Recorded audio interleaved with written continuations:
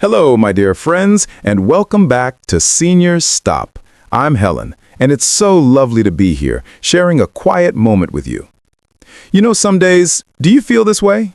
Days where your mind just seems to have a little gray cloud hanging over it? Nothing truly bad has happened, but you feel heavy, maybe a little lonely, a little vaguely anxious about the future, or perhaps a gentle sadness when thinking about the past. At our age, this golden age, we have weathered so many storms. We've watched the world change. We've loved, we've lost, we've built, and we've let go. And sometimes, the weight of it all, it's very real. We are often told to be strong, that this is just part of aging. But today, at Senior Stop, we're not going to talk about having to do anything. We're not going to talk about complex therapies or new medications. Today, I want to share a secret with you. A secret that, frankly, is right in front of our eyes, just outside our windows. It's a medicine that is free, beautiful, and incredibly powerful. We're going to talk about the healing power of green. Yes, simply the green of leaves, of grass, of nature.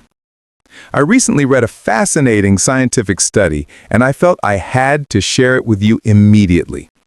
A study from top university scientists showing how just seeing or being near greenery can significantly reduce our risk of being hospitalized for mental health issues. It sounds almost too simple to be true, doesn't it? But the evidence is clear. And the best part? This is something we can all do. Whether you live in a small apartment in the city or a house in the suburbs. Whether you can easily stroll through a park or you're most comfortable in your favorite armchair. So, pour yourself a warm cup of tea, settle in, and let's explore together how we can bring a little more green peace into our lives. This is Senior Stop, where we learn to slow down and take care of ourselves. There's a silent struggle we often don't talk about, especially in our generation. And that's mental health. We are so good at taking care of our bodies. We check our blood pressure. We watch our blood sugar. We take calcium to keep our bones strong. Our doctors ask us, does it hurt anywhere?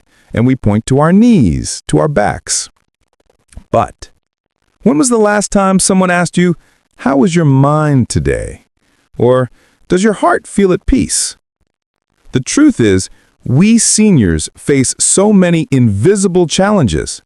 It might be the loneliness of an empty nest. It might be the passing of a partner or dear friends. It might be the feeling of losing purpose after retirement. Or it might just be the anxiety about health, about finances, about what's next. And what do we often do? We hide it. We don't want to be a burden. We tell ourselves we must be resilient.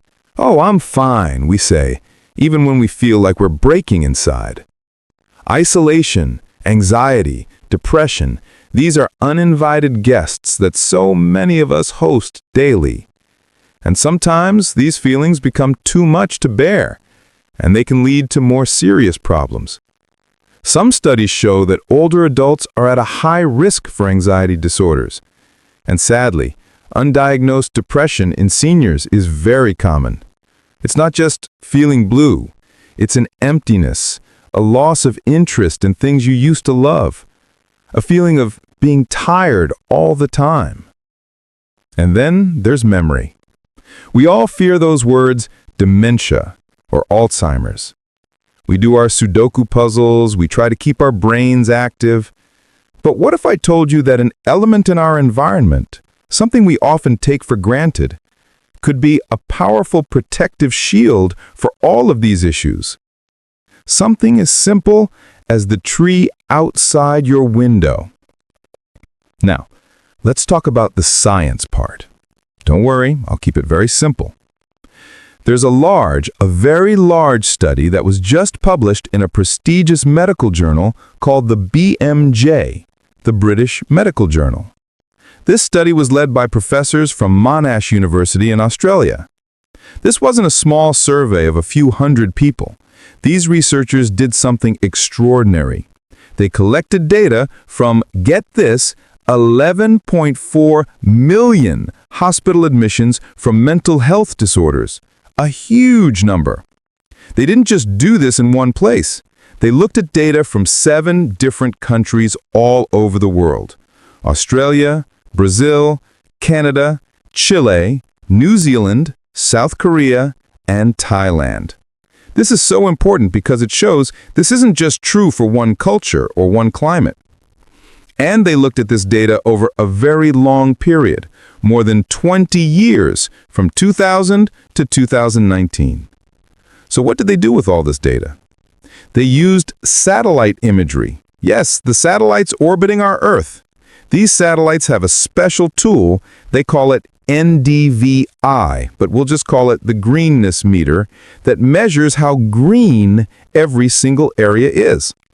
In simple terms, they could look at a person's address and say, ooh, this area has lots of parks, gardens, and street trees, or this area is very low on greenery, mostly concrete. Then they compared 2 things: the amount of greenness around a person's home and the chances of that person being hospitalized for a mental health issue. And the results? The results were truly astounding. They found that, after accounting for other factors like age, income, or air pollution, people living in the greenest areas had a 7% lower risk of being hospitalized for any mental disorder. 7%. Doesn't sound like much, does it?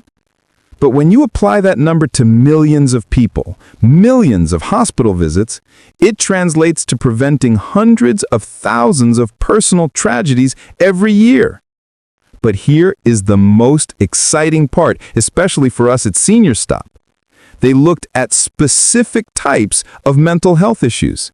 They found a 9% reduction in risk for substance use disorders. Think, for example, misuse of sleeping pills or pain medication. A 7% reduction in risk for psychotic disorders like schizophrenia.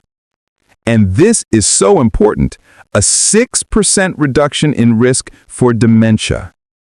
Professor Yuming Guo, the lead researcher, said this provides clear evidence. He said that adding green spaces to our cities should be part of health policy to protect mental health. This isn't just a nice or cute idea anymore. This is preventative medicine. Planting a tree, preserving a park, or even just putting a pot on your balcony turns out to be a powerful medical act. It makes me wonder, have we been underestimating the power of Mother Nature all this time? So the obvious question is, why? Why does green have this healing power? What's really going on? Well, the scientists have a few very logical theories. First, and perhaps most obviously, is stress reduction. Have you ever noticed when you look out the window and see a tree gently swaying in the breeze, you automatically take a slightly deeper breath? There's a scientific theory called biophilia. It's a fancy word, but the idea is simple. We humans, for thousands and thousands of years, evolved to live with nature. It's only in the last few hundred years we've locked ourselves in concrete boxes. So biologically, our brains are wired to relax when we're near nature. It sends a signal to our body that says, "You are safe. This is home." When you see green, your blood pressure might drop a little. Your heart rate slows. The levels of cortisol, that nasty stress hormone in your blood, go down. It's a physical reaction, not just in your imagination. Second is better air quality. Pretty straightforward, right? We all learned in school that trees breathe in CO2 and breathe out pure oxygen. But they do more than that. They are like giant natural air filters, trapping fine dust particles and pollutants that can harm our brains. Breathing cleaner air means your brain gets more good oxygen, helping it function at its best. Third, green space encourages activity. I know. Many of us have knees that don't listen like they used to. But activity doesn't mean running a marathon. When there's a beautiful, safe park nearby, you are more likely to want to go for a gentle walk. Just 10 minutes of slow walking can make a huge difference to your mood. Your body releases endorphins, what they call the happy hormones. And finally, something incredibly important for our age group: social connection. What happens in a park? People walk their dogs, children play, and people talk.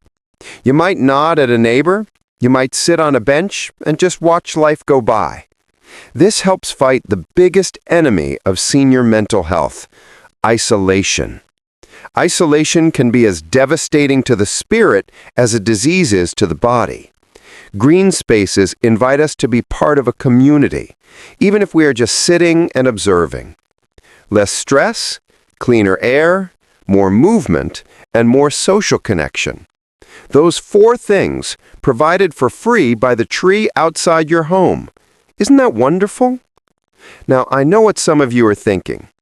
Helen, that's lovely, but I live on the 10th floor of an apartment building. I don't have a yard.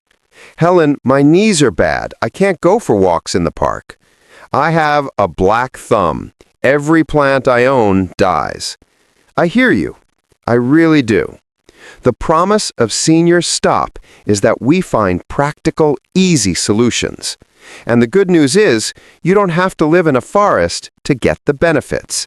The researchers in the Monash study even said that the benefit increases with more green exposure, but there was no clear threshold.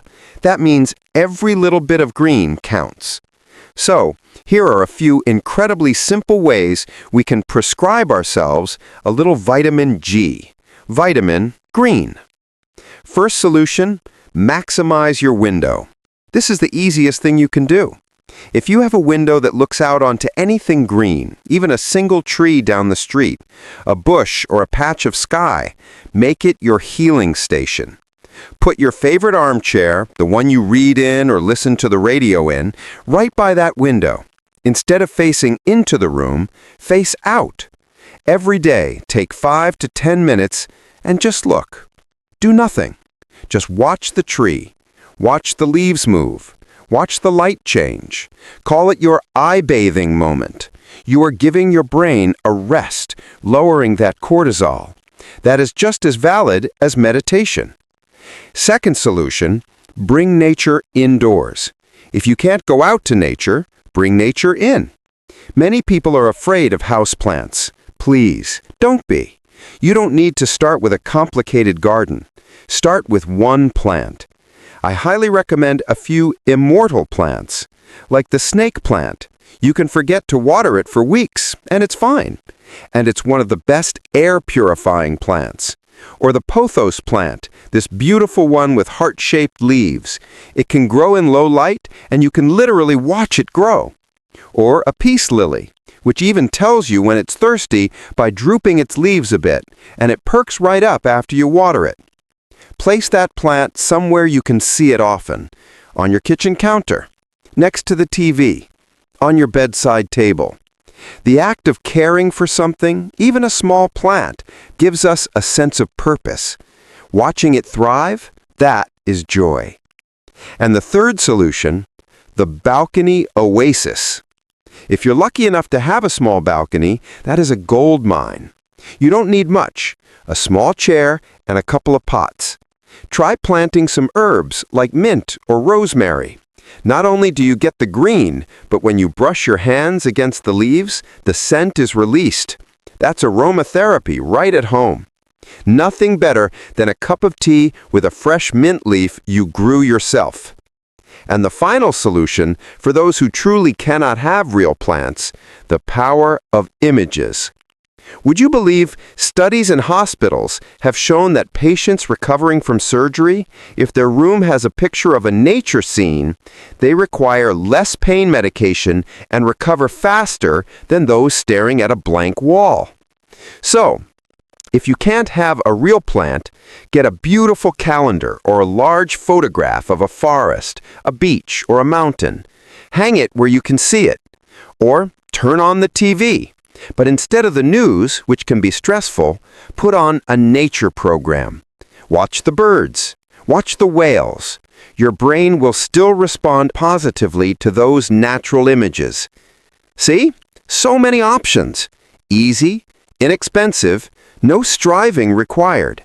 Just allowing the green to enter your life. So, we've been on a little journey together today. We've learned that our mental health, our feelings, our anxieties, and our memories are precious, and we are not alone in our silent struggles. And we've learned that science, through this incredible Monash study and many others, has shown us a powerful ally, a quiet, patient ally that is always there waiting for us, nature. The tree you planted 30 years ago isn't just giving shade. It might be protecting your neighbor's mind. The park that the city council decided to save isn't just a playground. It is an essential public health facility. And for you and me personally, you don't have to do anything big to start. You don't have to move to the countryside. This week, I invite you to try one small thing. Just one. Maybe it's buying one small snake plant and putting it on your table. Maybe it's deciding that every morning before you do anything else, you will stand at your window for 5 minutes and just breathe. Or maybe it's calling a friend and asking them for a gentle walk to the nearest corner park. Start where you are. Use what you have. Do what you can. Your health is worth it. Your peace of mind is worth it. And I would love to hear from you. Please leave a comment below. What is your favorite green space? Is it a grand national park you once visited? Or is it simply the orchid on your windowsill that has bloomed again? Every answer is beautiful. Thank you so much for spending your time with Senior Stop today. Remember to be kind to others, and most importantly, be kind to yourself. Take care of your mind just as you take care of your body. I'm Helen. Have a peaceful, green-filled week. Goodbye.